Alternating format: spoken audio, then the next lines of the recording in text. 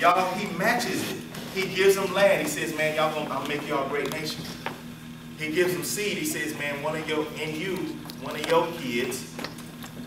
through one of your seed, one of your children, everybody's going to be blessed.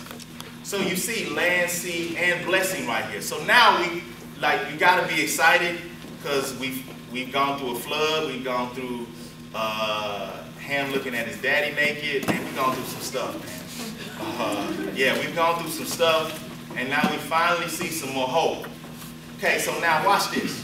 I want the rest of the Bible is not about us seeing these great things that happen. The rest of the Bible, we're supposed to be searching for this kid. Because put it like this, who cares if I'm wise and got wisdom and do all these good things, and I'm still stuck in my sin. I'm still going to hell. Like, okay, you can keep the good works and all that. You can go to Afghanistan and feed the poor. Me, I need a savior. I'm not going to hell with y'all. No, I mean, real talk. If you really think about it, like, why do I care about all that other stuff when I'm still stuck in my position? So the rest of the Bible is God's redemptive story being unfolded. We're able to see how God eventually found that kid. So why don't we skip a few? We gotta skip a few. Somebody go to 2 Samuel chapter 7, verse 14.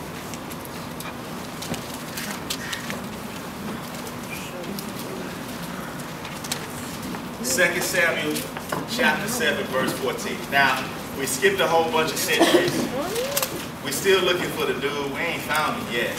We done went through Moses. We done went through Joshua. We done went through all these guys. We still ain't found the dude. Like, we look, like, to be honest with you, I'm not looking for anybody but this dude that's going to save us. But we might find some hope in 2 Samuel chapter 7. Who has it? Anybody? Anybody? I will be his father and he will be my son. He does wrong, I will punish him. I will be flogging and protecting him. My love will never be taken away from him. As I took away from Saul, whom I removed before you. Okay. Somebody else read that one more time. In fact, read from verse 12 and then slide up on it. When your days are over and you rest with your father, I will raise up your offspring to succeed you, who will come from your own body, and I will establish his kingdom. He is the one who will build the house for my name, and I will establish the throne of his kingdom forever. I will be his father, and he will be my son. Okay, yeah. All right. Keep going. When he does wrong, I will punish him with the rod of men, with flogging inflicted by men. But my love will never be taken away from him, as I took it away from Saul, whom I removed from before you.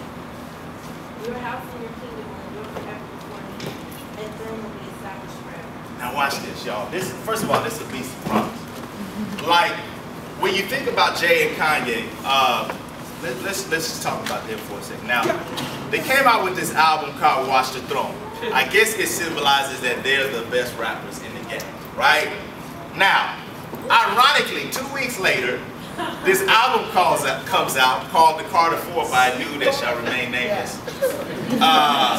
But the album comes out, and the album doubles the sales that Watch the Throne comes out.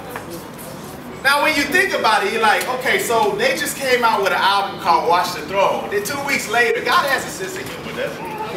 2 weeks later, another album comes out and it doubles it in sales in the first week.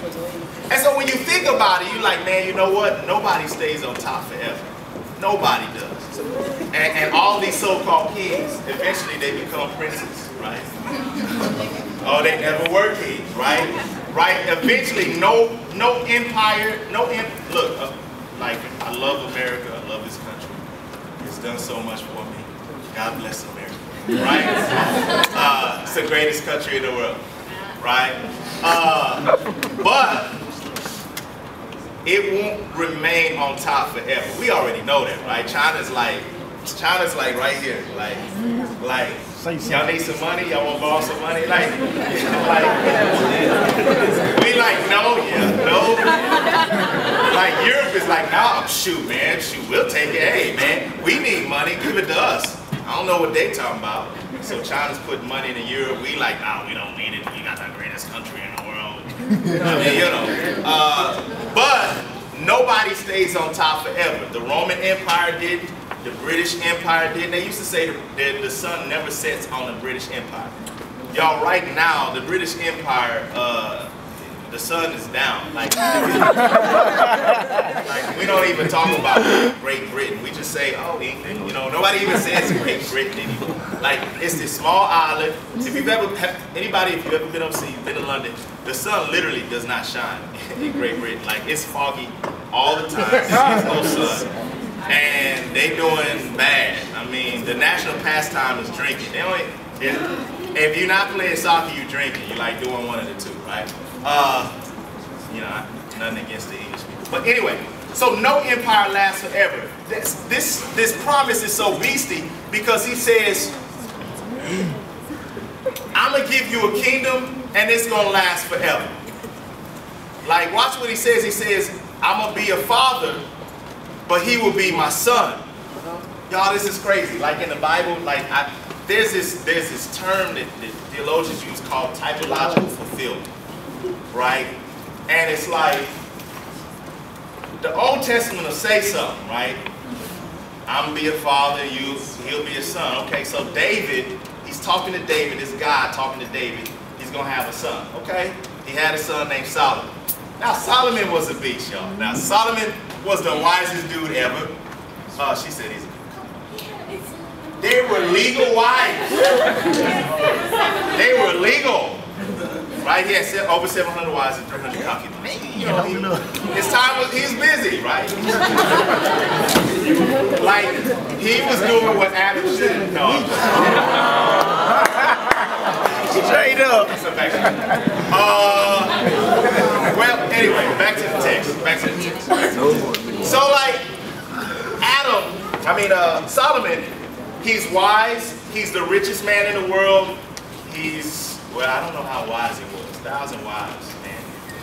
From what I hear, anyway, that's not wise, right? So he's got all these people. He's got all the. He's rich, right? So he's a beastly king. And David has this guy. But then the Bible like throws in a twist. He says his kingdom shall be forever. Hey, wait a minute. This don't add up. So when the Old Testament says, oh, Solomon's going to be this dude, well, the New Testament takes Solomon and raises it up another notch. So a lot of times in the Old Testament, you'll see some prophecy. Oh, okay. But like the New Testament takes it to another level. So like Jesus is the greater Solomon. Like Jesus is the greatest Solomon. Like he's wise. He doesn't need 1,000 wives. In fact, he has more wives than he has one wife. But watch this. It's billions of people, right? You're gonna miss it, right? You're gonna miss it. It's like he's faithful to one wife, right? Right? But he's got all of us as his wife. Yeah. Right? So his glory even surpasses Solomon. Y'all don't miss this. He's the wisest dude that has ever lived on the earth. Watch this. Solomon had the temple when they built the temple during Solomon's time. But that temple actually, it was destroyed. And so they had to come back and they built an even uglier temple than the first temple they built. And that's the temple in Jesus' day. But see, this Solomon,